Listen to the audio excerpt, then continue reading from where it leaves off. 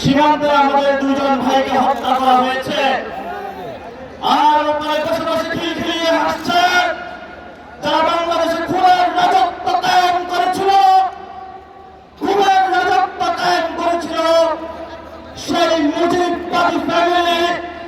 বাংলাদেশি ছাত্র জনতা তাদেরকে বুড়ো আঙ্গুল দেখিয়ে দিল্লিতে তাদেরকে পাঠিয়েছে।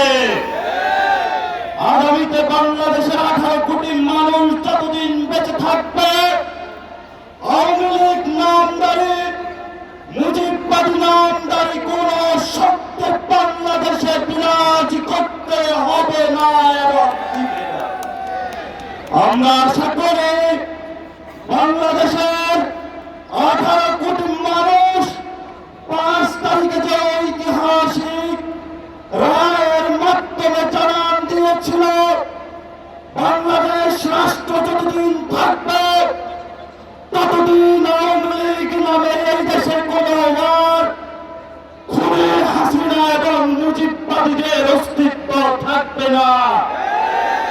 এই বিষয়ে ফয়সালা হয়েছে, এখন আমাদের সামনে এই ফয়সালা ঝুলছে কেন সেই বিষয়ে আমাদেরকে নজর দিতে হবে। প্রথমত ৭২ সালে একটি সংবিধান তৈরি করা হয়েছিল, যেই সংবিধানের মুজিববাদী সংবিধানের মধ্য দিয়ে ভারতীয় এক্সটেনশন বাংলাদেশে বিরাজমান করা হয়েছিল। এই সংবিধান যতদিন বাংলাদেশে থাকবে, এই সংবিধান যতদিন বিচারালয়ে থাকবে, এই সংবিধান যতদিন ব্যুরোক্রেসিতে থাকবে, এই সংবিধান যতদিন প্রেসিডেন্ট হাউসে থাকবে, এই সংবিধান যতদিন সভরেন্টি ফোর্সের কাছে থাকবে, ততদিন আওয়ামী লীগ বারবার ফেরত আসার চেষ্টা করবে। আমাদেরকে গণপরিষদের মাধ্যমে যদি আমরা একটি নতুন সংবিধান না বানাতে পারি, আজকের এই সমাবেশের মধ্যে বলতে চাই, ততদিন আপনার জীবন, বাংলাদেশের 18 কোটি মানুষের জীবন হুমকির মুখে থাকবে। আমরা আমাদের জীবন অতীতে হুমকির মুখে ছিল, আমরা আমাদের ভবিষ্যৎ জীবন কোন হুমকির মুখে রাখতে চাই না। আমরা বিলম্বে আওয়ামী লীগের সাংগঠনিক কার্যক্রম বাংলাদেশে নিষিদ্ধ চাই। আমরা দেখতে পাচ্ছি ইসির কলকাতা কলকাঠি নাড়িয়ে একটি দল নির্বাচনের মাধ্যমে আওয়ামী লীগকে পুনর্বাসন করার প্রচেষ্টা চালাচ্ছে।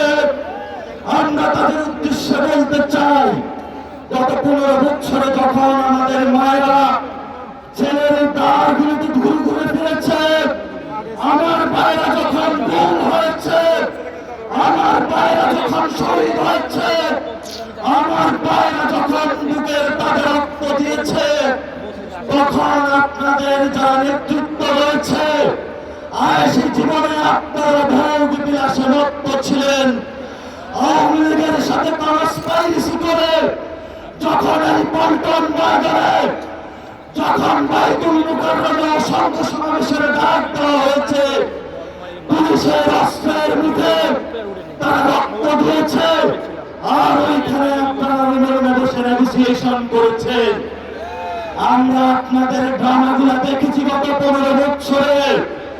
আপনাদের নেতৃত্ব ব্যর্থ হয়েছে, আপনাদের নেতৃত্বের ব্যর্থ হওয়ার কারণে ফিনিক্স পাখির মতো ক্যাম্পাস থেকে এই ছাত্র জনতাগুলো বেরিয়ে এসে বাংলাদেশের 18 কোটি মানুষকে মুক্তি দিয়েছে।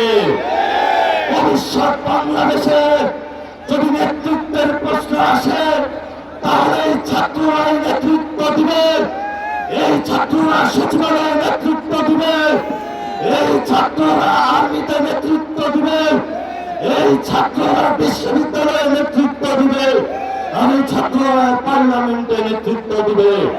আমরা পার্লামেন্টে যারা গত 15 বছরে টাকার পাহাড় বানিয়েছে, ব্যাংকিং ব্যবসা করেছে, চাঁদাবাজি করেছে, নেগোসিয়েশন করে, আমরা ভবিষ্যৎ পার্লামেন্টে আর তাদেরকে দেখতে চাই না।